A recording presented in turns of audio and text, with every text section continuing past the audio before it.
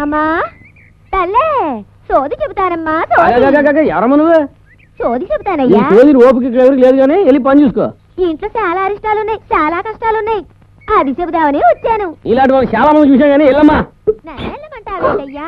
అయ్యగారికి ప్రాణంగా ఉండని అమ్మగారితో చెబుదామనొస్తే. అరే రోజు మాకు మామూలుగా కానీ వెళ్ళమ్మా. అమ్మా లోపలికి రమ్మరా. నీ పంట పండింది వెళ్ళు కానీ.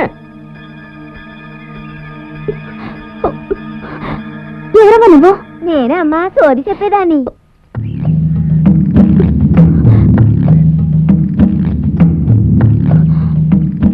పది మందికి బువ్వ పెట్టే బుద్ధి నీది, బంగారం లాంటి మనసు. పెళ్ళైనా ఏ ముచ్చటా తీరలేదు. ఇది నేను చెప్పలేదు, సత్యమ్మ చెబుతుంది. జరిగిపోయిందంటే నాకు తెలుసా, జరగబోయేది చెప్పమ్మా. తీరిగ్గా ఏంటానంటే తీయటి మాటలు చెప్తా తల్లి. కూర్చో.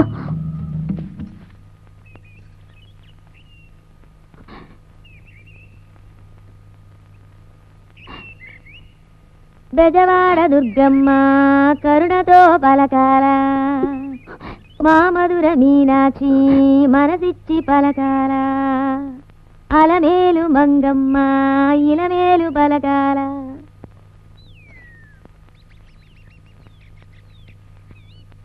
నీ పెనిమిటికి పెద్ద గండమే ఉందమ్మా.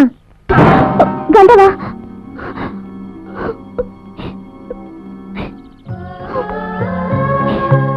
ఏంటమ్మా చెప్పేదేదో కాస్త వివరంగా చెప్పు. చెబుతానమ్మా. తప్పు చేయకుండానే నీకు తాళి కట్టిన భర్త చెత్త అనుభవిస్తున్నాడు.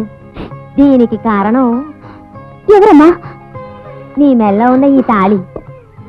అయ్యో లేదమ్మా, ఎందుకంటే ఇది మామూలు తాళి కాదు, కాళికాపుర మహాశక్తి మెల్లోని తాళి. అందుకే చెబుతున్నాను తల్లి, ఈ తాళి నీ మెల్లో ఉన్నంత వరకు నీ భర్త కంటికి నువ్వు తల్లిలా కనపడతావే గాని ఆలిలా కనపడవమ్మా. ఇది నీ మెల్లోనే ఉంటే నీ భర్తకొచ్చే ఏ గండాన్ని నువ్వు ఆపలేవు తల్లి. అయితే ఇప్పుడు నన్నేం చేయమంటావు? ఈ తాళి ఎక్కడి నుంచి అయితే తీసారో అక్కడే పెట్టేయాలి.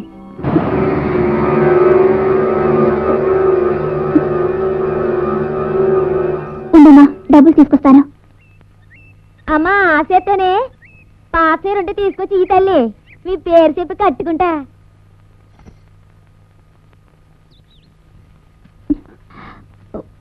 నుండి డబ్బులు తీసుకో, చీర ఇంకోసారి వచ్చినప్పుడు ఇస్తాను. చల్లగా ఉండమ్మా.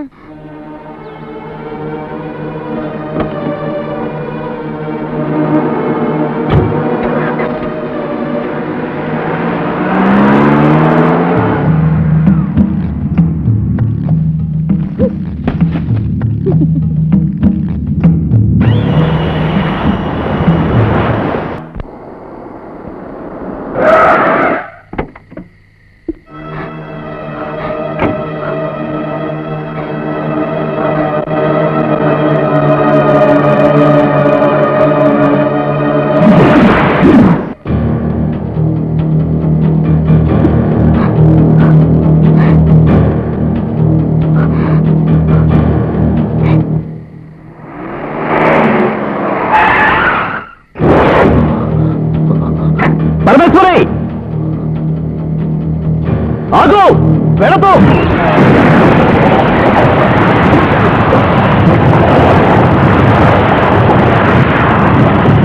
పరమేశ్వరి, పరమేశ్వరి ఆగు, వెళ్ళదు. పరమేశ్వరి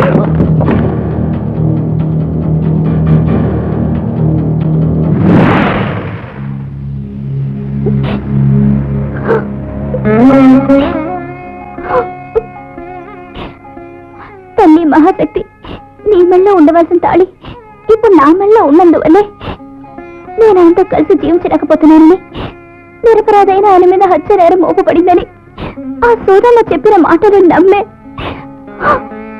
ఈ తాళి తీసేయడానికి ఇక్కడికి వచ్చాను. నేను చేసేది తప్పైతే నన్ను క్షమించమ్మా.